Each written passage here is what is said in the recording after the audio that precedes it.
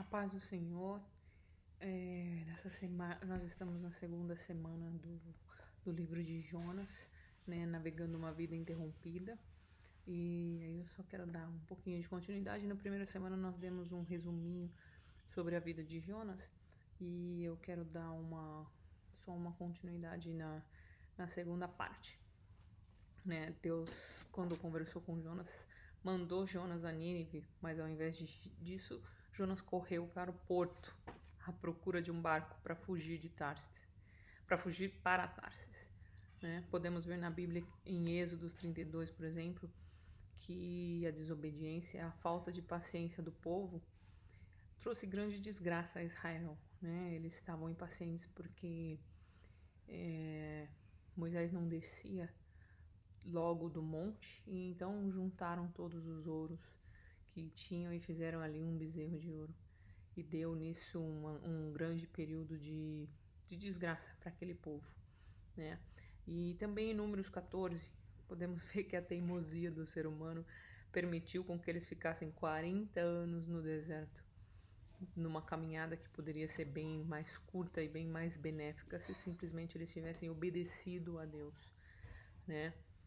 E Jonas, nós podemos ver através da leitura da palavra de Deus, que Jonas era um nacionalista, era um patriota, e ele vivia o chamado de Deus para pregar aos ninivitas, que foi um povo cruel com o povo de Jonas.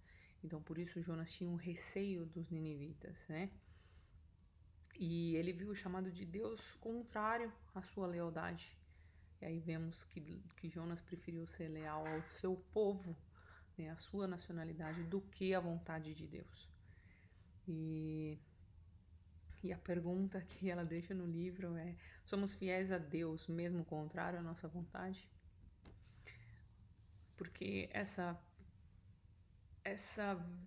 mudança de direção que Jonas provocou fez ele gastar dinheiro, tempo.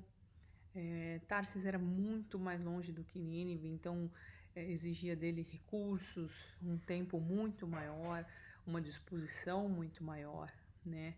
E ele gastou com isso muitos esforços, o que, se ele seguisse, se ele obedecesse a palavra de Deus, seria muito mais fácil, não é? Tudo isso para não seguir a vontade de Deus e seguir a vontade própria, sua. E o que nós temos preferido fazer hoje? Qualquer outra coisa do que passar um tempo com Deus, assistir uma televisão, ler um livro, passar um tempo deitado no sofá fazendo nada, ou procurar fazer qualquer outra coisa do que passar tempo com Deus. O que nós temos feito para Deus, né?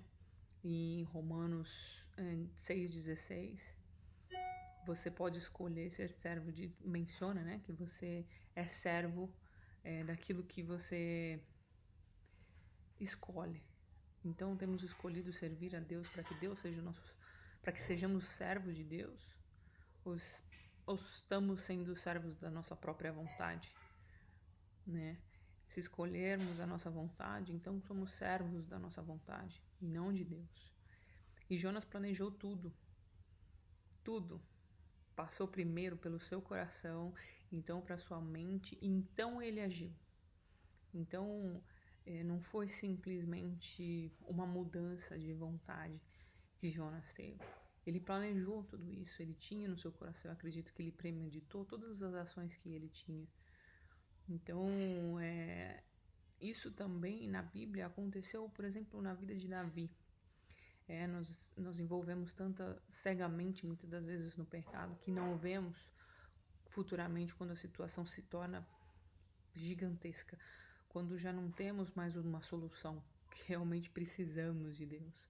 Né? Davi, primeiramente, olhou a Batseba tomando banho. Então, no seu coração, ele quis aquela mulher. Então, depois de ter aquela mulher, ele planejou a morte do seu marido.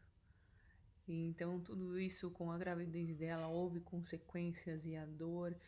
Então, uma simples decisão que fazemos por não seguir a palavra de Deus tem consequências muito drásticas, às vezes, na nossa vida.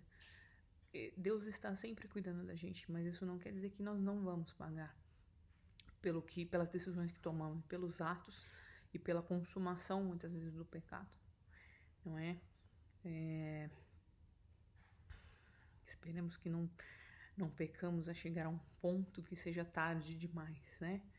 Muitas das vezes Deus está conosco, nos abre os olhos e nos mostra um novo caminho, mas muitas pessoas não têm essa mesma chance, né? E aí há uma condenação para elas.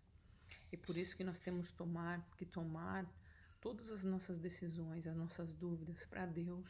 Temos que passar um tempo com Deus, temos que orar, interceder, pedir a direção para toda e qualquer decisão que precisamos tomar, né? Nós devemos estar em comunicação com Ele para não andarmos pelo nosso próprio entendimento. Precisamos estar em comunicação com Deus para que tenhamos as respostas corretas, para que Ele abra o nosso entendimento e assim facilite a nossa caminhada aqui na Terra de acordo com a vontade dele, né?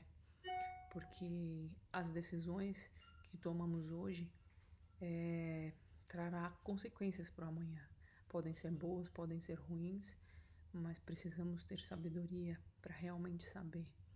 Porque Jonas, não sabemos porque Jonas estava dormindo ali no barco, né? E diz que ele dormia profundamente enquanto os marinheiros ali estavam desesperados para tirar a água do barco e saber como fazer com toda aquela turbulência que estava acontecendo.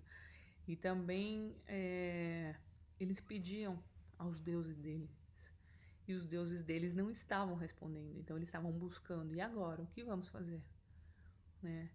Então eles desceram e acharam Jonas dormindo.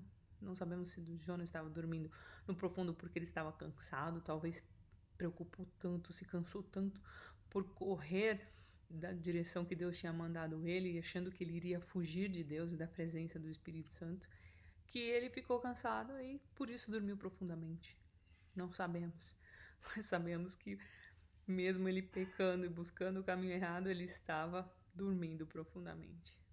Mas mesmo assim, Deus usou aquela situação para então ser exemplo para aqueles marinheiros, tá bom? Mas isso nós vamos falar na terceira semana. E eu sei que é bem curtinho os vídeos, mas que Deus os abençoe grandemente, tá bom? Amém.